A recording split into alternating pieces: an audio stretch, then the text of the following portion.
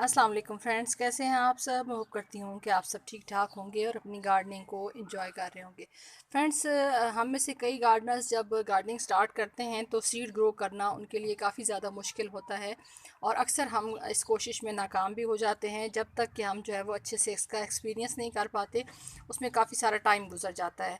तो आज मैं आप लोगों के साथ एक ऐसी जो है वो शेयर कर रही हूँ चीज़ कि अगर आप स्टार्ट में भी गार्डनिंग में अभी जो है वो न्यू हैं और बिल्कुल बिगिनर हैं, तो तब भी आप जो है वो अपने सीड्स को अच्छे से ग्रो कर सकते हैं। और ये बहुत आसान मेथड है, आप लोग बहुत आसानी से अपने गार्डन में इस मेथड को अप्लाई करके तो अपने जो सीड्स हैं उनको ग्रो कर सकते हैं।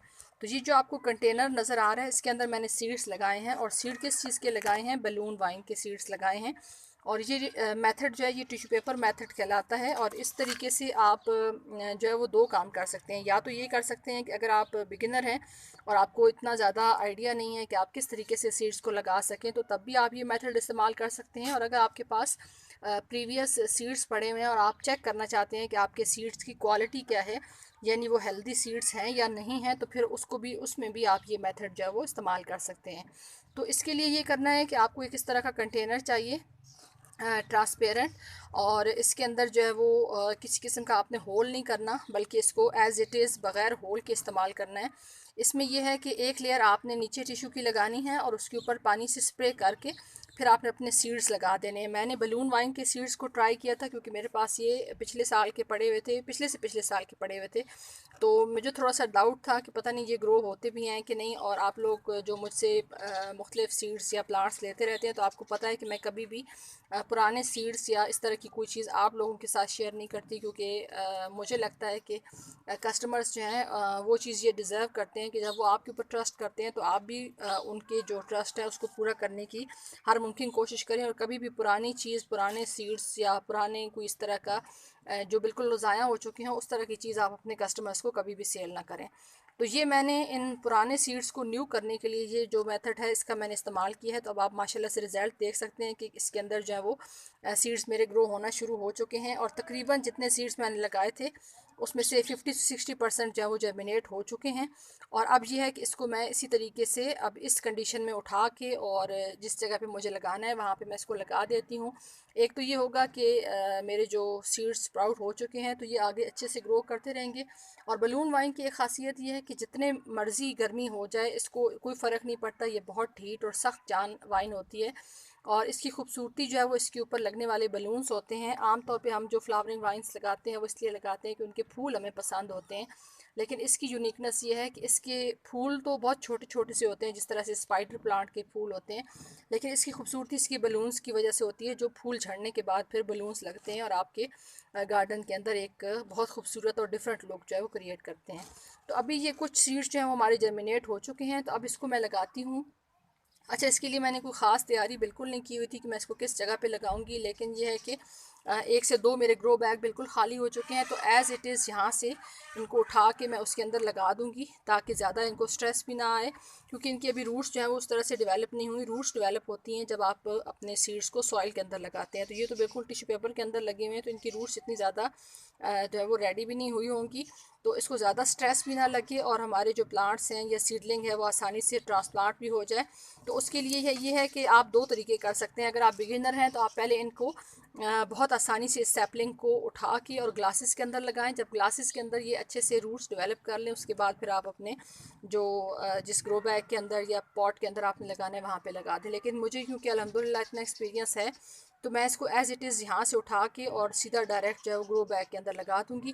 ग्रो बैग को मैं अच्छे से एक दफ़ा उसकी गुडाई कर लेती हूँ। वैसे ये है कि कोशिश करें कि आप जो थोड़ा बड़े साइज़ का कंटेनर होता है, जैसे पेंट की बकेट्स होती हैं, उसके अंदर बलून वाइन को लगाएं ताकि ज़्यादा स्पेस मिले और हमारी जो वाइन है वो अच्छे से ग्रो करके ढेर सारे बलून्स हमें प्रोवाइड करे।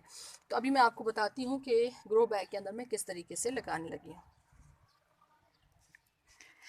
अच्छा फ्रेंड्स, ये इत्तेफाक कहें या क्या कहें इस चीज़ को, लेकिन मैं अक्सर आप लोगों के साथ शेयर करती हूँ कि मैं इस चीज़ के अंदर लगाने लगी हूँ, लेकिन जब मैं लगाती हूँ तो किसी और चीज़ के अंदर मुझे लगाना पड़ता है, सीडलिंग को या सीड्स को। तो मैं ग्रो बैग के पास से गुजर रही थी तो मुझे ये पॉट खाली नज़र आया। इसमें मेरे कॉस्मॉस लगे हुए थे और ये वही बड़े साइज़ का पॉट है, काफ़ी बड़े साइज़ का, ये देखिए। तो इसके अंदर जो है वो मैंने पुरानी मट्टी सारी निकाल के उसको मैंने धूप में फैला दिया है, और जो मैंने ड्रम से मट्टी निकाली थी वो मट्टी मैंने इसके अंदर फिलअप की है। आपको अच्छे से नज़र आ रहा होगा, बीच में जो है वो गॉट मैन्योर भी है, अंडों के छिलके भी हैं, मेरी जो किचन वेस्ट की कंपोस्ट है, ये सारा उसी का जो है वो मिक्स जो है वो इसके अंदर मौजूद है। तो इसको जो है वो चाहिए बलून्स ज़्यादा जो है वो, अगर आप चाहते हैं कि आपके गार्डन के अंदर बने और बलून वाइन अच्छे से ग्रोथ करे, तो फिर ये है कि आपको इसको अच्छी सी खुराक देनी पड़ेगी। अदरवाइज़ ये है कि जितना फिर वो मिसाल है कि जितना गुड़ डालेंगे उतना ही मीठा होगा। तो अभी जो है वो स्टार्ट करते हैं। यहाँ से मैं आपको दिखाती हूँ, ये देखिए, ये ऊपर की लेयर जो है मैंने हटाई है, और यहाँ से इसको मैंने विद जो इसकी रूट्स हैं, यहाँ से आप देखें, ये देखें, ये इतनी रूट्स जो है वो इसके अंदर डेवलप हो चुकी हैं। तो अब इसको जो है वो एहतियात से निकालेंगे।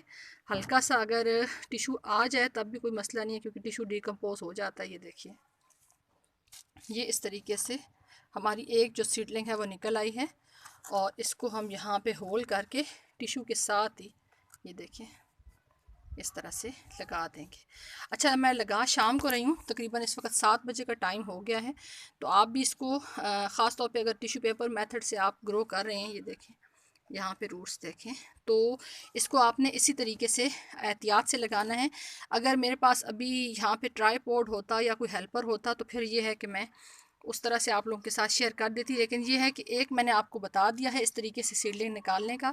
तो बाकी सारी जो है वो मैं इसके अंदर लगा के फिर आप लोगों को बताऊंगी, क्योंकि इस तरह से फिर वीडियो की लेंथ जो है वो काफ़ी लंबी हो रही है। अच्छा, यहाँ पे कुछ चीज़ आप लोगों के साथ शेयर करनी ज़रूरी थी। ये देखिए कि ये सीड का जो छिलका है, ये ऊपर जहाँ से पत्ते निकलते हैं उस जगह पे चिपका हुआ है। तो आपने इसको ज़बरदस्ती नहीं उतारना, बल्कि वेट करना है कि जब सीडलिंग जो है वो हमारी थोड़ी सी खुद ताकत में आ जाए, जिस तरह से ये आ रही है, तो इस तरीके से खुद ब खुद उसके ऊपर से छिलका उतर जाएगा। अच्छा, कुछ यहाँ पे सीड्स जो हैं वो मैं टिशू के साथ ही लगा दिए हैं, और इसके ऊपर जो है वो मैं हल्का सा मट्टी की लेयर लगा दूँगी, क्योंकि एक चीज़ हमने तजर्बा करना था कि आया हमारे सीड्स जो हैं वो हेल्दी हैं या नहीं। तो वो हमने रिज़ल्ट जो है वो अपना देख लिया है। इसका मतलब ये है कि अब जो बाकी सीड्स हैं वो इसी तरीके से मट्टी के अंदर जो है वो अच्छे से कवर करके, और हमने जो है वो इसको पानी अभी जो है वो दे देना है। ऑलरेडी मैं इस पॉट को अच्छे से पानी दे चुकी हूँ। इतना पानी दिया है कि तकरीबन जो 5 लीटर वाले कैन होते हैं, ये 2 कैन, क्योंकि मट्टी बिल्कुल ड्राई थी, तो 2 कैन मैंने इसके अंदर पानी के ऑलरेडी दिए हैं, ताकि सारी जो मट्टी है वो अच्छे से नम हो सके। और अब ये जो ऊपर वाला पार्ट है, इसको हम किस तरीके से करेंगे वो मैं आपको बताती हूँ।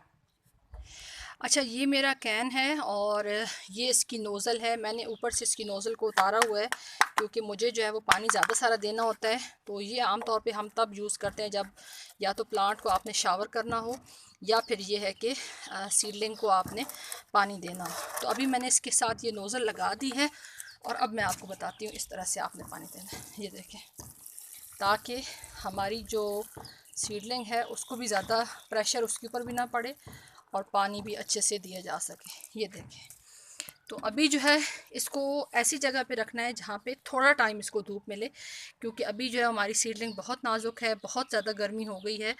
तो मैं थोड़ा सा लेट हो गई थी इसको लगाने में, क्योंकि बाकी प्लांट्स काफ़ी सारे थे उनको लगाने में, और जो सीड्स वगैरह चुनने थे उसमें लेट हो गई। और पहले मुझे इसके सीड्स ही नहीं मिले, बाद में मुझे मिले। तो फिर मैंने कहा चले पहले ट्राई करते हैं आया ये सीड जर्मिनेट होते भी हैं या नहीं। तो अब ये है कि अल्हम्दुलिल्लाह हो तो गए हैं कुछ सीड्स। तो अगर 2 से 3 प्लांट भी इसके बन गए तो भी काफ़ी हैं कि आइंदा आने वाले सीज़न के लिए मैं अच्छे से सीड्स जो है इंशाल्लाह कलेक्ट कर लूँगी। तो इसको फुल सन के अंदर नहीं रखना उस वक्त तक जब तक हमारे सीड्स सारे जर्मिनेट नहीं हो जाते। थोड़ा ऐसी जगह पे जहाँ पे 4-5 घंटे की धूप आए, लेकिन इससे ज़्यादा नहीं, और नमी इसके अंदर बरकरार रखनी है। ये देखिए कितनी अच्छी वेल ड्रेन सॉइल थी कि पानी आपके सामने मैंने दिया है, और एकदम से पानी जो है वो सक कर लिया है सारी सॉइल ने। तो अब इसका अपडेट जो है वो मैं साथ साथ आप लोगों को बताती रहूँगी। आप इस तरीके से अगर बिगिनर हैं तो आप भी इसी तरीके से सीड्स को लगा के चेक कर सकते हैं टिश्यू पेपर मेथड के साथ, कि आया आपके सीड्स जो हैं वो अच्छे से जर्मिनेट होते हैं या नहीं। तो वीडियो अच्छी लगी हो तो वीडियो को लाइक कर दीजिए, चैनल पे न्यू हो चैनल को सब्सक्राइब कर दीजिए। आप सबकी वीडियो देखने का बहुत बहुत शुक्रिया। अपना ख्याल रखिएगा। अल्लाह हाफिज़।